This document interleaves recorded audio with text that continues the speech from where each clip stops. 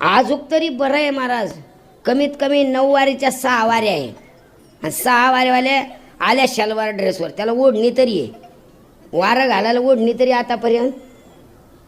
9 वारीवाल्याला 6 वारीला पदर आहे, पण ह्या मुलींना ओढण्या तरी. आता ह्या ओढण्या बंद झाल्या, जीन्सची पॅन्ट आणि टी शर्ट. कसं का वारं घालते ना आपल्याला, अशा का उड्या मारीत चालते का आपल्या मागं दस्ती घेऊन.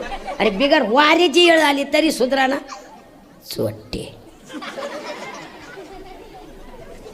कुठे शोकांती काय, किती उपदेश संतांनी केला. आता उघडी डोळे जरी अद्यापि न कळे, मातेचे आखुळे दगड आला पोटाशी. का कळत नाही माणसाला, कारण हे मायेचे आश्रित आहे, हे सगळे पैशाचे बाई.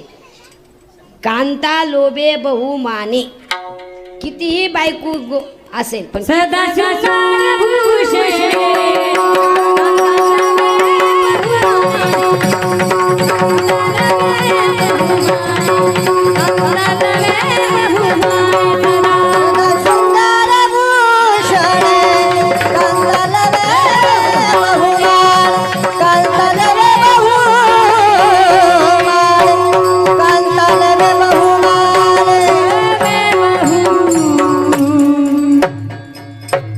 सुंदर प्रमाण दिलं. त्यांना काय माहिती ते काय वाढला लागत.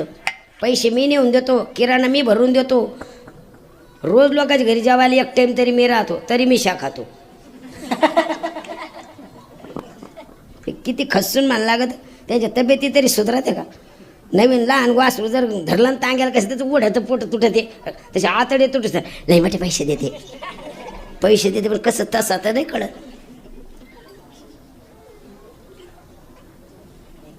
पांचट कुठं वाटतं महाराज. मी प्रत्येक फक्त बघा तुम्ही, म्हातारं जोवर लोक काम करताना जोवरी चळ ना गा तोवर लोक म्हातारी इतकी खुश राहते. हे मला तुला सांगते, आमच्या म्हाताऱ्यासारखं म्हातारं नाही.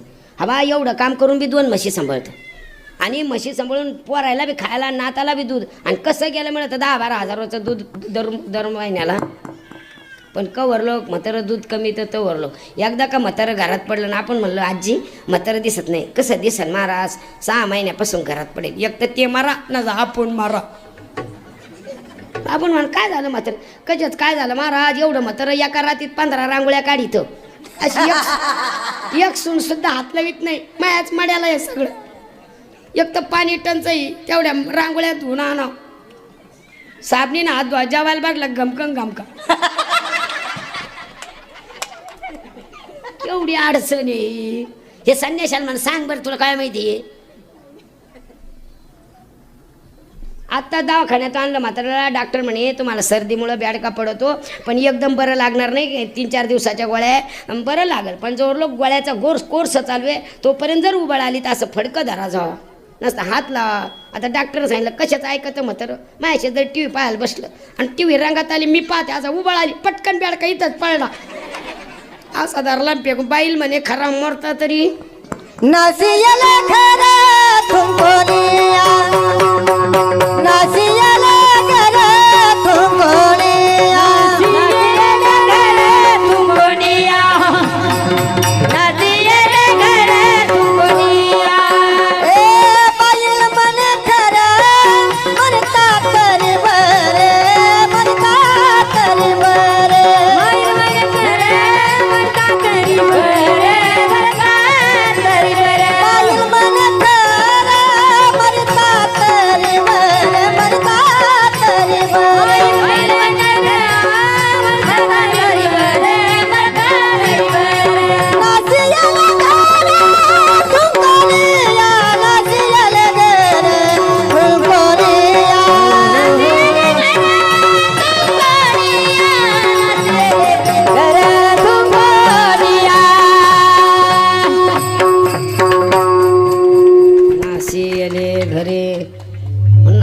कळलंय ते हे काळाचे धन कुबेराचे, इथे मनुष्याचे काय आहे.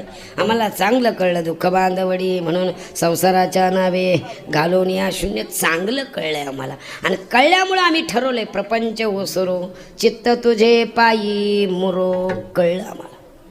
म्हणून आम्हाला कळलंय संपदा सोहळा नावडे म्हणाला, म्हणून आम्हाला कळलं हीच व्हावी माझ्या जन्मोजन्मी. आम्हाला आता कळलंय घेईन मी जन्म याजसाठी देवा हरिनाम.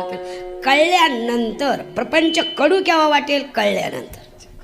आणि परमार्थ चांगला केव्हा वाटेल? केल्यानंतर. एकानं आईवर इतकं सुंदर व्याख्यान केलं, संपूर्ण समाज रडला, ही सगळी मंडळी डोळे पुसून रडली. पण ही गाणारी मंडळीतली दोघं जण प्रत्येक वाचनाला हसत होते. कीर्तन संपलं, महाराजाला वाटं लावलं, कैलास महाराजाला विचारलं का हो तुम्हाला काय कळतं? नुसतं गाणं म्हणजे कीर्तन आहे का? ते म्हणले झालं का? काय महाराजांनी आई सांगितली, महाराजामुळे आम्हाला आई कळली. ते म्हणजे भाग्यवान आहे तुम्ही. ते म्हणले तुम्हाला काय कळलं? ते मला महाराज कळला. कसं का? मी त्याच्या शेजारी राहायला आहे म्हणे. तो फक्त कीर्तनात आईवर बोलतो, तो आईजवळ राहायला सुद्धा बोलेत ऐसा त्याची वांदावी. हा, बोललं तसं वागलं पाहिजे ना. म्हणून यांनी प्रपंचाचा अनुभव घेतला. अनुभव घेतल्यानंतर म्हातारी डॉक्टरकडे गेले. डॉक्टर म्हणे आजी तुमचं काय दुखतं? ते मा तसं काही दुखत नाही म्हणे, पण चालायला लागले का गुडघे दुखत आहे म्हणे, उभा राहिला का माझ्या टाचा दुखत आहे म्हणे. बरं बरं आजी राह वजन काठीवर उभा. म्हातारी वजन काठीवर उभा राहिली, मोजली, भीतीला उभा केली, टेप लावून मोजली. बसा आजी. आजी तुमचे गुडघे आणि टाचा दुखतात ना? ते म्हणे 100%. त्याचं कारण असं आहे आजी, तुमचे गुडघे आणि टाचा दुखण्याचं कारण असं आहे, तुमची उंची आहे 5 फूट 3 इंच आणि तुमचं वजन आहे 110 किलो. स्लॅबपेक्षा पिल्लर बारीक आहे, म्हणून स्लॅबचं वजन पिल्लरला सहन होत नाही, म्हणून टाचा आणि गुडघे दुखणार. डॉक्टर हसले. आजी म्हणले डॉक्टर साहेब हसू नका, याच्यावर काही इलाज? ते म्हणे इलाज आहे ना, औषधही घ्यावं लागेल, पथ्ये पाळा. ते म्हणले किती दिवस? ते म्हणले 3 महिने औषधाचा कोर्स आहे. ते म्हणले औषध एका महिन्याला किती खर्च? 8-10 हजार रुपये. ते म्हणजे लई होते ना. ते मग तुम्ही काय करता? ते मी पथ्य पाळेन. म्हणजे पथ्य 6 महिने, ते म्हणे 8 महिने पाळेन. काय पथ्य? डॉक्टर साहेब म्हणले काहीच पथ्य नाही आजी, एवढंच करा. तुम्ही दिवसात किती टाईम जेवतात? ते म्हणे 2 टाईम. बरं, तुम्ही 2 टाईम जेवतात ना? हो. मग एका टायमाला किती भाकरी खातात? ते म्हणे 3. तुम्ही 2 टाईम जेवतात, एका टायमाला 3 भाकरी खातात ना? आजी 2 टाईम जेवत जा, पण एका टायमाला एकच भाकर खात जा. ती म्हणजे जेवायच्या आधी खाऊ का जेवल्यावर खाऊ? म्हणजे या नियमाच्या तर 3 खातेच, पण ही पथ्याची जेवायच्या आधी खाऊ का जेवल्यावर खाऊ? डॉक्टर म्हणे मी फॅनला धरू का होल्डरमध्ये बोटं घालून मरून जाऊ? आणि कवा कळायचं? मग कळो येईल अंतकाळी प्राण प्राणाचे वेळी राहती निराळी रांडा पोरे, तेव्हा उपयोग होणार नाही. म्हणून महाराज म्हणतात आम्हाला योग्य टायमाला कळलं. जर 12वीच्या म्हणजे मॅट्रिकपासूनच जर मुलगा अभ्यासाला लागला, ग्रॅज्युएशन बरोबर त्याने जर MPSCचा अभ्यास केला ना, तर त्याला कशाचीच गरज पडणार नाही, स्वतःहून तो चांगल्या मार्काने पास होईल. पण आपण मॅट्रिकपासून अभ्यासाला लागतच नाही, मॅट्रिकच्या मागं लागत नाही, आणि मॅट्रिकला बी नाही. नक्कल करून कुठं अक्कल येत असते का? म्हणून महाराज म्हणतात आम्ही काय केलं? या सगळ्या गोष्टीचा विचार केला आणि एकच देत ठेवलं, होईन भिकारी आणि पंढरीचा वार करी. होईन होईन म्हणणं इतकं सोपं नाही. मी पास होईन यासाठी काय करावं लागेल? का काफ्या? आज या महाराष्ट्राला लागलेली कीड आहे. मी एका शालेय समितीचा अध्यक्ष आहे. मॅट्रिकच्या आणि 10वीच्या म्हणजे 10वीच्या आणि 12वीच्या परीक्षा टायमाला जेवढे पोरं परीक्षाला बसे का तेवढे त्यांचे घरचे लोक येतील. आपण म्हण काय भानगडे वर्ग आहे बाबा परीक्षाला, तू काय आलाय तिथं ढोरबाईला सोडून? आणि जरी तो एखाद्याला मॅनेज करून जर काफ्या पुरवल्या आणि तुझं पोरगं 99% पास झालं, डॉक्टर झालं, माणसं जगीन का मारीन? मग माणसं मारायला काफ्या देतो का? त्याला नीट करणं, घरीचा अभ्यास लावणं. काहीच्या घरी आपण गेलो ना असे धरून आणते परत, पड बाबाच पाय, पड बाबाच पाय. आधी तुमच्या पाय पडायची सवय लागा, मग त्याला कळण बाहेरून कोणी आलं का सोटे नुसता बाबाच पाय ते बाबाला वाकल्या दाखित. आधी माय बापाचे पाय पडायला लावा, आज आजी पाय पडायला लावा, कोणी मावशी आली तिच्या पाय पडायला लावा, मामा पाहायला त्याच्या पाय पडावा, मग तेव्हा त्याला कळण बाहेरून कोणी व्यायला लागत काय लागत.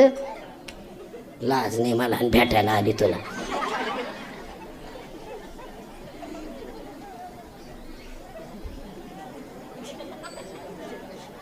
कधी संस्कार चांगले झाले ती पोरं कशी बसले कीर्तनात? नाही हे पोरं कीर्तनाच्या लायकीची आहे का? यांचं चालू राहतं. हे मोबाईल येडे झाले.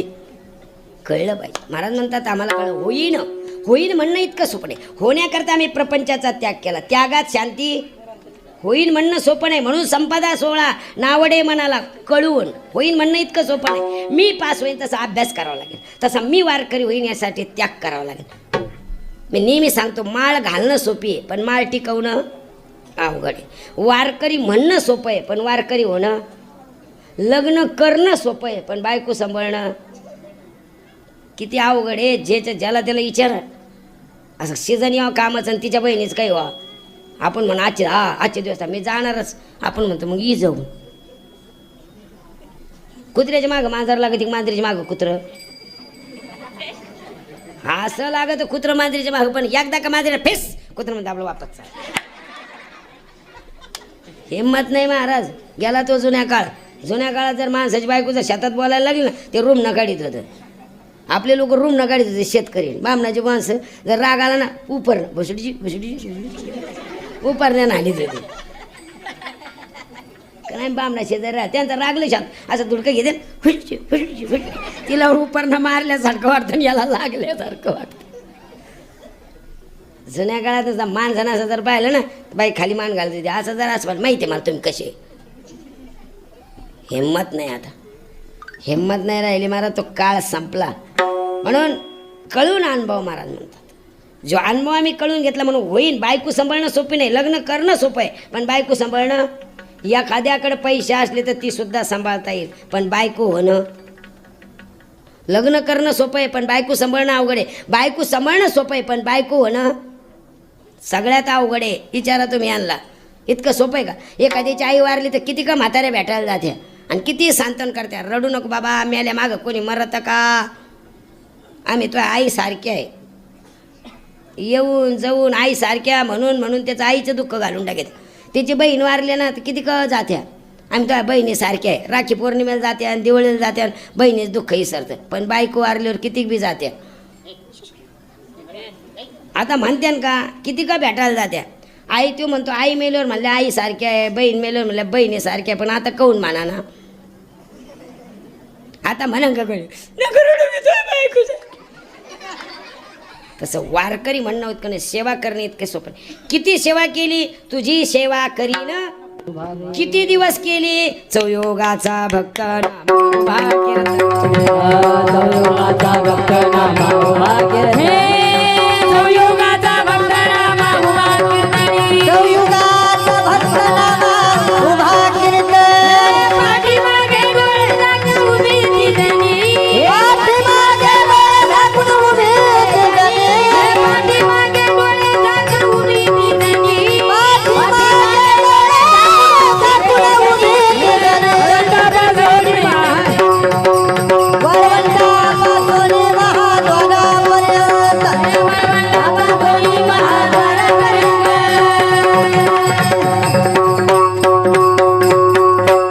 चौयोगाचा भक्त नामा एक दिवस नाहीये.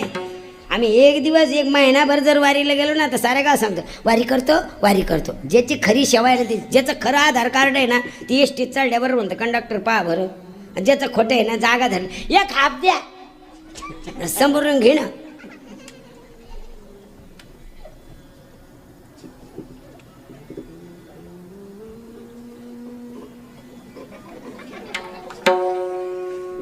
ज्याची खरी सेवा आहे ना त्याच्या भय काय जीवा.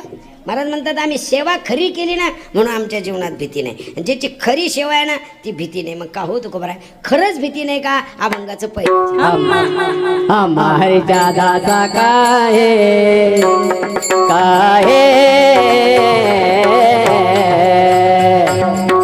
हमारे दादाचा काहे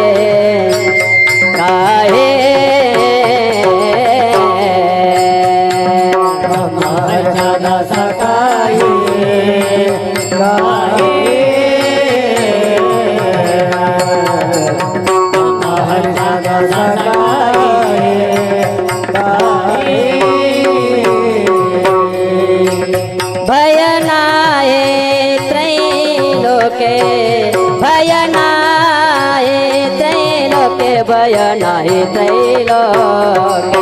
हा देव उभा मागे पुढे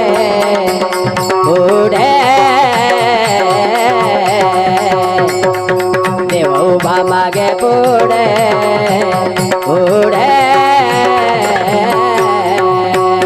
भय नाही त्रैलोके. भय नाही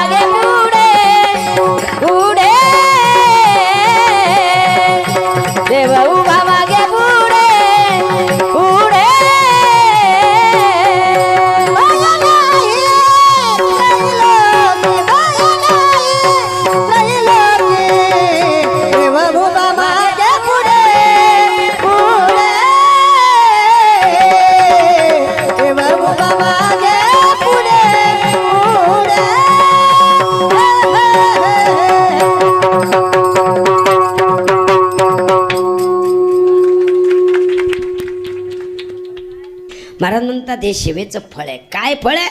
तुका म्हणे गाजे वैकुंठी 16 आणि याही भूमंडळा माझी कीर्ती. उभारीला धोज तिन्ही लोकावरी ऐशी चराचरी कीर्ती ज्याची. वाऱ्या हाती माप चाले सज्जनाचे आणि कीर्ती मुखे त्याचे नारायण. ज्याची खरी सेवा आहे. वारीच्या वाटांना बघा तुम्ही, ज्याची खरी सेवा आहे तो भाजनातून कधी जाणार नाही. ज्याची खोटी सेवा आहे ना, नुसते आंबे वाटायला लागले का असं पळतं. एक आंबा समोरून घेतं, पुन्हा ठुतं आणि दुसरा बी घेऊन येतं. 3 आंबे खातं, पिवळे होऊस तर खातं आणि पारसा दे म्हणतं.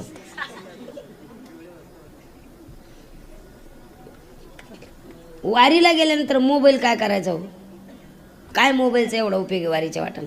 11 महिन्यात आपण घरचे तोंड पाहू इटलेलोच आहे ना.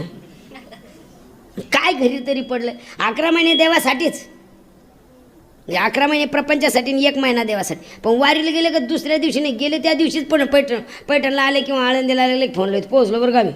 हां, पावसायलाच गेलेले आहे तुम्ही. लगेच दुसऱ्या दिवशी बसून लई मजा आहे दिंडीत. खायची तर एवढी मजा आहे. रसगुल्ला, सुतारपणी, मैसूर पाक, बालुशाही, जिलेबी, खाज्जा होजा ताज्या, लई मस्त सोय. तंबू बिंबू जिथल्या तिथं ट्रका सामान ठेवायला सगळी सोय. पण करे काल पाऊस पाडला म्हणे, आम्ही निघून आलो. ते सगळीकडे पाडला, आपल्याकडे पाड. मग ते विचार कर पटकन, ते पोराला सांग ते खालचं वावर पिरून घे. एकदा पुन्हा पाणी जास्त झालं ते ओ लवकर वाळत नाही बरं का. ना मी वही झाला 5 का घरी. ती म्हणते तुम्ही वारीला गेले आता देव देव करा. नको मला उपदेश करू, मी सगळं पाहून घेईन. तुम्ही काय काय हां ते पोराचं काही लक्ष नाही बरं शेतीवर. आणि मग सगळं पूर्ण राहिलं की म्हणतं करे एक गोष्ट विचारू का? ते काय मी निघालो तेव्हा मधल्याच पोरगं लई रडत होतं. कसं काय आता? म्हणलं ते पिळकलं. जातो का धुवायला वापस? माझा दवाखान्यात जायला वारीला निघाला. म्हणजे मधल्याच पोरगं कसं आहे तो पाय ना वारीत कसा आहे तो. वारीला गेला.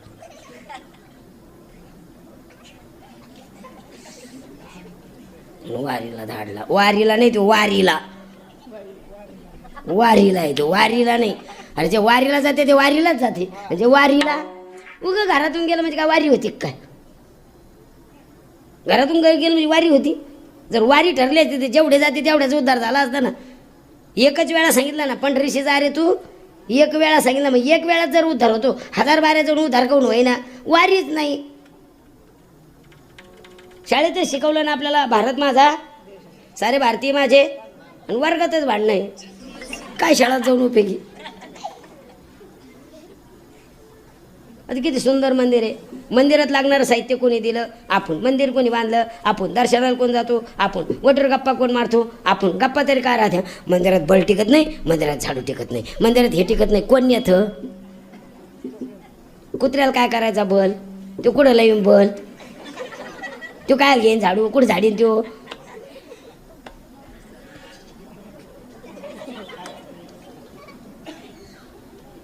पाणी पाय कोणासाठी आहे? आपल्यासाठी. पाणी पिण्यासाठी गिलास कोणासाठी आहे? आपल्यासाठी. ते गिलासाला साखळ्या कोणासाठी आहे? बिगर पाणी पाजायचे मारायच्या लायकीचे. मग कळलं पाहिजे. महाराज म्हणतात आम्हाला खरंच कळलं, खरंच प्रपंच ओसरो आणि म्हणून संकल्पावी माया संसार. आम्ही त्याचं त्यागलं, याच्यावर अनुभव घेण्याकरता याच्यावर सर्वस्व भार घातला आणि म्हणून आम्हाला अनुभव. काय अनुभव? अनुभव आले अंगा ते या जगात येतस. तू का म्हणे चाखून सांगे आणि माझा अनुभव काय अनुभव आहे? आमच्यासारखे आम्हा हरीच्या दासा काही भय नाही त्रिलोकी. साधकाने विचारलं तुकोबरा भीतीचे प्रकार किती आहे? तुकोबरा म्हणले भरपूर आहे. त्यापैकी थोड्या एखाद्या भीती सांगा ना. महाराज म्हणतात पहिली भीती आहे जन्माला येण्याची. का भीती आहे? काय सांगू गर्भीच्या यातना. काय सांगू म्हणजे सांगता येत नाही. प्रथम केला गर्भवास काय ते सांगावे सायास. दुःख भोगिले 9 मास आलो जन्मास येतवरी 9 मास कष्टाचे नाकी तोंडी कुर्मकिडे गर्भवासाचे. म्हणून गर्भवासाचं दुःख आहे आम्हाला माहिती आहे, पण तुम्हाला का नाही? हृदये हसता ना तुझे हृदये